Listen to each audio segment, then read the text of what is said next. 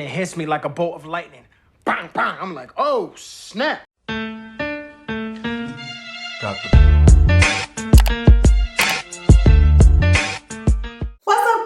Welcome back. I call all my subscribers my cousins, so all you have to do to become my cousin is subscribe to my channel and turn your notifications on so you don't miss a video. So as you guys can tell by the title of this video, this is going to be all about the mistakes that you could be making with your low porosity hair. Because I am a low porosity hair fighter, okay? I'm in the good fight with my low porosity girls. If you know anything about my channel, I am all about caring for your hair based on how your hair behaves and not necessarily about this whole hair typing system that, please. Because that's the first thing you got to get back up from. Dyslexia got a brother bouncing, but I ain't tripping. You know you got low porosity hair, but what do that really mean, sis? Like, all these products out here really ain't saying for low porosity hair. It's not a whole bunch of products out here. It's people, you know, with low porosity hair that's using stuff that don't work for you, and it's stuff people with high porosity hair that do work for you, and you don't really know nothing about low porosity hair except that your favorite YouTubers got it, okay? Well, I got you, sis, bro, cousin. So with low porosity hair, you know, you kind of learn some things as you go, and I wanted to come and bring you some different mistakes that you could be making with your low porosity hair that I haven't talked about before. Not beat around the bush. All right, let's get to it and shove it in. The first thing that I actually recently learned is better for my low porosity hair is to not work on it when it's soaking wet. Out the gate, just throwing at people's hair routines, because I know a lot of us, including myself, have always been taught if you want the most curl definition, if you want like the best results, work on soaking wet hair. The problem with that theory when you have low porosity hair, number one, it's gonna take forever and a day, like forever and a day, like a whole bunch of forevers and then a day. 1, 2, 3. For your hair to dry, especially if you're air drying, like one thing that's quickly got me out of being an air dryer, and I put up the good fight because it's supposed to be so much healthier for your hair. However, I just don't have 24 and 36 and sometimes 48 hours to be investing in drying my hair. The second reason why it may be a bad idea to work on your hair when you have soaking wet hair for low porosity hair, you actually may be making it harder for other products to penetrate your hair strands. Just think about it, like when your hair is soaking wet, especially if you are a low porosity girl and you're continuously spraying your hair with warm water, so you're continuously opening up the pores in your hair pores stay open. Number one, your hair stays a lot frizzier because it's staying open. And number two, it's being full of water, therefore it may not be able to allow other products like the nutrients from your leave-in conditioner in your hair. So that may be another reason why a lot of low porosity girls feel like products are completely sliding off of their hair strands. It's probably that your hair is so full of water that everything else is just sliding off. The second mistake that you could be making if you have low porosity hair is that you aren't incorporating enough heat into your hair regimen. So the name of the game with low porosity girls is to get your hair strands open. It's very hard to get them open. That's why we're trying to get moisture in. So get your hair strands open, heat them up. The third mistake that you could be making if you have low porosity hair actually probably should be the number one thing that I said. A lot of people actually may not even have low porosity hair, and I do think that it is smart or, you know, wise to, you know, continuously watch your hair and test your hair and gauge your hair. There are a number of different low porosity hair tests out here. Mostly you're going to be able to tell just overall how your hair behaves. I have other videos on low porosity that I will link in the cards in the description box that gives a more detailed explanation on how to tell that you have low porosity hair. But you definitely don't want to be going around thinking and treating your hair like it's low porosity again because your fave has low porosity hair, okay?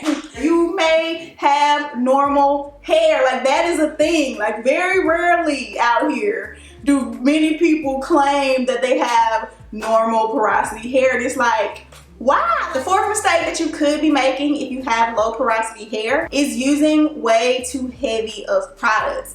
This means heavy butters, heavy creams, and yes, silicones in your hair.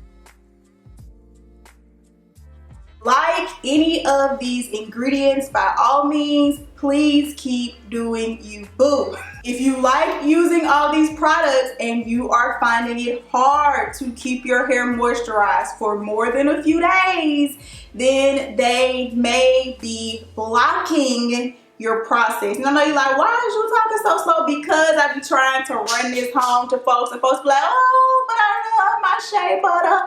I ain't giving up my shea butter. Oh, but I love my Aussie It's so cheap. But I don't understand why I can't keep my hair moisturized. And it's like, well, because it's so many silicones in those products that you could be blocking other moisturizing ingredients getting into your hair. You know what I'm saying? So it's not like saying, you know, if you want to give it up, I'm not telling you to give it up. I don't, you know what I'm saying? I don't want y'all to say I'm saying that. However, you know what I'm saying, if you're using a whole bunch of silicones in your deep conditioner and a whole bunch of silicones in your detangling conditioner and a whole bunch of silicones in your leave-in conditioner, by the time you actually get to the style or the moisturizing part, it's like it's so many coats of film on your hair. Your hair may feel soft, you may be able to glide your fingers real good through your hair, but a lot of those products are not actually ever touching your actual hair strand. Which leads me to my fifth and final mistake that you could be making if you have low porosity hair that you really want to pay attention to, especially if you do like putting silicones in your hair, is making sure that your hair is clean. I don't care. I know you guys are tired of me saying this. I am going to be a clean hair advocate for my low porosity girls. Please, please, please, especially if you are putting silicones or heavy creams or heavy butters, shea butters, heavy oils, anything heavy in your hair, please make sure that you are cleaning it. Make sure that you are clarifying some kind of clay, shampoo, some kind of real cleanser in your hair to make sure that you are starting from a fresh start, a fresh base. You want to start from a fresh base every time that you are going to apply moisture back into your hair, because that's the only way that the moisture is going to get to your strands. The biggest mistake that a lot of low porosity women are making is that they aren't making sure that the moisture is actually getting into your hair. Basically, to recap this entire video, if you have low porosity hair and you are still kind of struggling to find a routine that works for you, first of all, do not stress it. Your hair routine, at least for me, is never going to be something that is completely set in stone. Your hair is going to need different things during different seasons, during different stages of your life, depending on how you want your hair to look, depending on what you're eating at the time, depending on a whole bunch of other different things. So do not stress yourself out if you are kind of struggling to find the perfect routine. I really don't feel like the perfect routine exists, but you can be doing some things that are kind of stunting your process or your progress because you are kind of doing things that are counterproductive to the kind of hair that you have. Basically, you want to just make sure that everything that you are doing is getting to your hair strands. It's actually touching your hair strands. You don't want to be oversaturating your hair with water. You don't want to be oversaturating your hair with products. You want to make sure that your hair strands are open by using heat, and you want to make sure that you actually know your hair and aren't just like going off of a guess. If you have any like non-traditional or not really talked about or different things that you've learned about your low porosity hair over the years, let me know down in the comment section. Leave your tips, your comments, and of course, like I said, if this is your first time visiting my channel, don't make it your last. Become my cousin, and I will see all you guys in the next upload. What the fuck you mean there's nothing to see here? And everybody's watching. So you ain't gotta go home, but you gotta get the fuck up out of here, all right?